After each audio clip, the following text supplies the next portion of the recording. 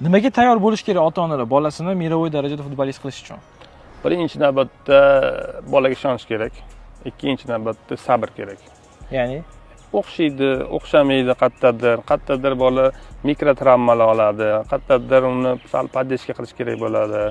Ana urtib bo'lmasandan san ursan, san eshaksan, ursan bo'lsan emas. Imенно bolaga ishonch bildirish kerak. O'shanda bola mana shunaqasiga ketadi. Bunaqasiga emas, mana shunaqasiga ketadi. Bizda ozgina ota-onalar ko'p narsa so'rayveradi. Hali u bola u narsani bilmaydi, lekin uni bilmagan narsani so'raymiz biz. Bizda ozgina bitta bu futbolda emas, boshqa narsalarda ham bor. Yana nimaga tayyor bo'lish kerak? Yana endi baribir pulsiz bo'lmaydi. Pul deganda endi katta pul emas, uni tayyorgarligiga.